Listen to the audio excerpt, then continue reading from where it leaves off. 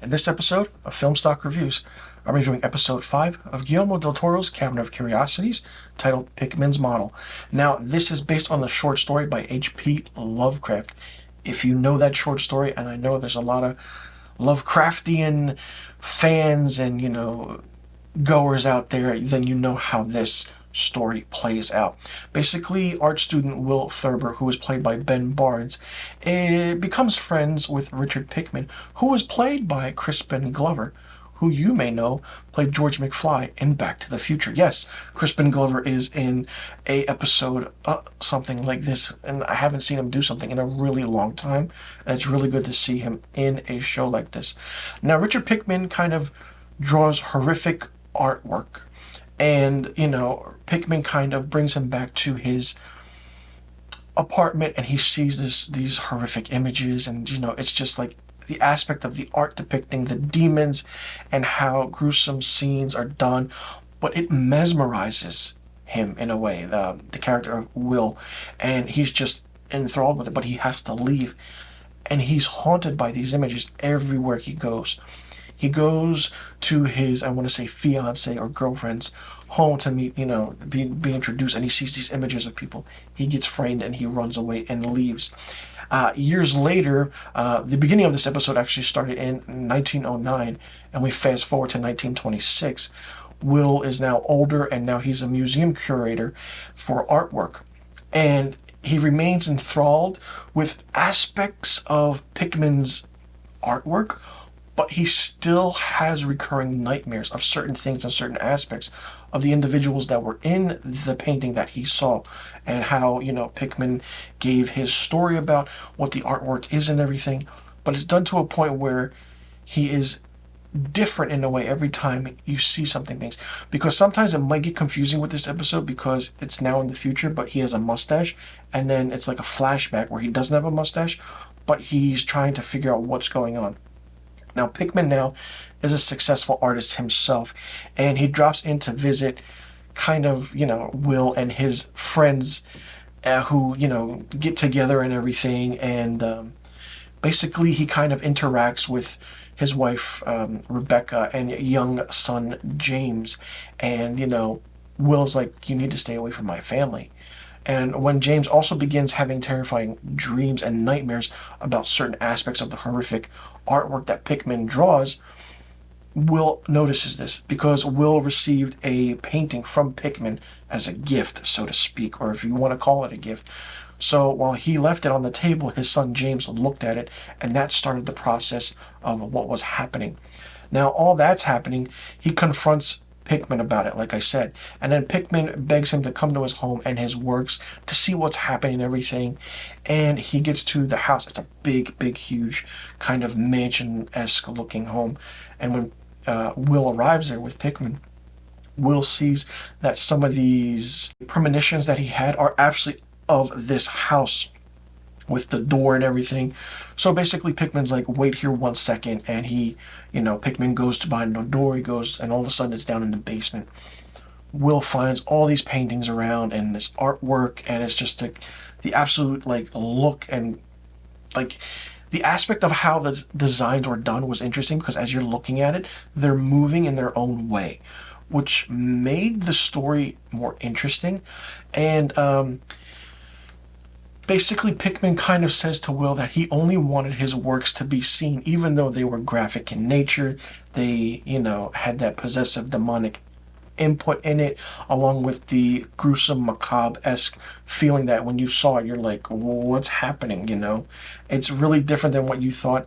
And Will Thurber kind of sees gasoline and pours it on the artwork and says, you know what, this has to stop. It eats at your brain behind the eyes, and it just causes crazy hallucinations. And then basically he kind of sets fire to it, and Pickman reveals that the works were not based on any kind of imagination at all, but basically real life things that happened to him in a way, but also the future of what's coming and what's happening. A demon depicted in one of the paintings kind of in a interesting aspect is down in this kind of well shafter that's in the basement. You know, if you those old homes back then had wells or like this makeshift, you know, thing, and it comes out from there. And basically it emerges and you just see this creature looking at Will, and Will doesn't know what to do. So this creature takes the corpse of Pickman because Will shot Pickman and didn't know what to expect. But all of a sudden, you know, you see the kind of inspiration behind what the artwork was for Pickman's models in a way. And as that happening, you know, it happens, and then you hear the scream, and then, you know, Will says everything's fine, everything's different. But then the next day, Will is, you know, at his museum and displaying Pickman's works. So completely undamaged, and all of a sudden you see his wife Rebecca and James looking at a painting. Okay, they viewed them, but, you know, they're saying they're okay. While one of his co-workers like has like this eye popping out. He's coming, this and that. He tells his other worker, whatever you do, do not look at them. It's kind of hard to do when you're taking a painting down. You can't look at the painting. So that was kind of an interesting aspect to it.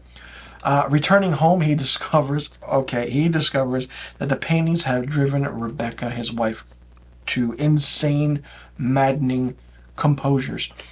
He's trying to, you know, talk to her like it's all over. And then as she's cutting food, you know, my idea was, okay, she's cutting her fingers. But no, she turns around and her eyes are gouged out. It's just creepy and mind-blowing. And basically what happens is that, you know, she's like, oh, we're gonna have a feast soon. So we turn to the oven, and he's like, where's James? What happened to our son? And in a weird, interesting depiction of one of Pickman's paintings, she butchered and cooked her son, and the head is in the oven, and Will is just distraught and everything. And you hear the final kind of quote about what Pickman says about feasting and life and everything, and that's the end of the episode.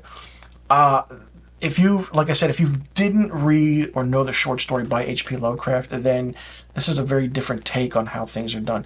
Now, basically, this short story was also done in 1971 in an episode of Night Gallery by Rod Serling, which was interesting because I love Night Gallery, but I don't remember that episode. I have to go back and revisit it because it's the aspects of the whole H.P. Lovecraft universe, the Lovecraftian lore, Cthulhu is just mesmerizing and mind-blowing.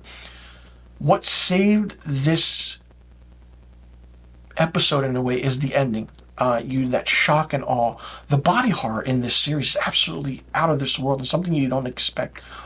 But each episode stays with you to a point where it grabs your attention and holds it until the very end, where you go, holy shit, what just happened? What the fuck is going on? That's what this show does. This show grabs you and doesn't let go until the very last scene, especially when it fades to black. You just sit there trying to figure out, like, oh, okay, this happened. And if you don't know certain, you know, H.P. Lovecraft stories, because this series was really, really heavily based on H.P. Lovecraft, and the aspect of how Ben Barnes played Will was great. Annoying at times, I want to say, because he didn't understand what was going on, but Crispin Glover as Pickman was really, really well done. The whole aspect, and they did change some things between the short story and in this. I'm pretty sure they added and took away some things to make it more interesting and horror-based. It's definitely horror-based, and it has that aspect of, if you do certain things, what can happen. It also has that effect where if there was a Dorian Gray movie that they made, Ben Barnes would be the perfect Dorian Gray. He has that facial structure, that chiseled jaw look, and the aspect of art painting. It's just the aspect of the nouveau thing about how museums work and everything was really, really well done. The camera work was well done as well. And as I mentioned, when you see the paintings or you see the artwork, it moves. And in the light, it just like, as the light's swaying, the pictures are moving. It's the perception of the mind and how it works, which really changes a lot of aspect and things to how you're really watching a show or a series like this, because each episode differs from another, but it's done so well that you are mesmerized going into it, and it leaves you wanting more. It's absolutely fantastic. For me, Pickman's Model gets 4 out of 5 stars. Let me know in the comment section below what you thought about Pickman's Model, episode 5 of Guillermo del Toro's Cabinet of Curiosities. Did you like it? Did you not like it? What did you think of it? What did you think about the aspect of how Will was kind of possessed in a way by these artworks by Pickman? What did you think of Ben Barnes' acting? What did you think about seeing Crispin Glover in a show like this? And did you like to see him in more things, in more films and TV series? And what did you like and what didn't you like about this episode? And what did you think about the creature that was featured in this episode? And have you read the short story by H.P. Lovecraft? Let me know in the comment section below about all the questions I just asked. Also, let me know what rating you would give this episode, and I'll see you all in the next review video. And be sure you stay tuned for more episode reviews of Guillermo del Toro's Cabinet of Curiosities.